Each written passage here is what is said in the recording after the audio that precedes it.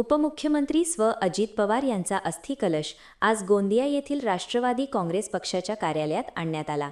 यावेळी गोंदिया शहर व परिसरातील हजारो नागरिकांनी आणि पक्षाच्या कार्यकर्त्यांनी अस्थिकलशाचे दर्शन घेत अजित पवार यांना भावपूर्ण श्रद्धांजली अर्पण केली। आज दुपारी गोंदिया शहरालगत असलेल्या कोरणी घाटावर विधिपूर्वक अस्थिकलशाचे विसर्जन करण्यात येणार आहे। या कार्यक्रमावेळी उपस्थित कार्यकर्ते व नागरिकांनी अजित पवार यांच्या स्मृतींना उजाळा देत त्यांना अखेरचा निरोप दिला। या श्रद्धांजली कार्यक्रमाला आमदार राजकुमार बडोले, माजी आमदार राजेंद्र जैन यांच्यासह राष्ट्रवादी काँग्रेसचे अनेक नेते, पदाधिकारी व कार्यकर्ते मोठ्या संख्येत उपस्थित होते। राजू भैया, काय सांगाल? आज अजितदादांचे या ठिकाणी अस्थिकलश आणण्यात आले आहे, काय सांगाल एकंदरीतच?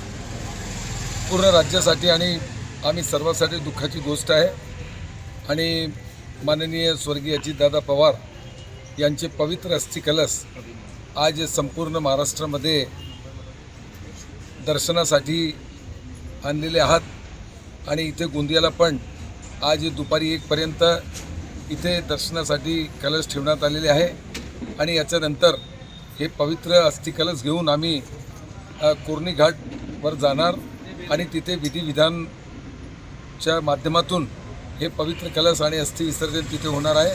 आणि तुम्हाला सर्वांना माहीत आहे की पूर्ण राज्यात एक गहरा दुखवटा आहे, एक शोक आहे आणि हे क्षती अपूर्णी आहे, म्हणून आम्ही सर्व मिळून त्यांच्या चरणी श्रद्धांजली अर्पित करतो। अजितदादांच्या आठवणी काय सांगाल?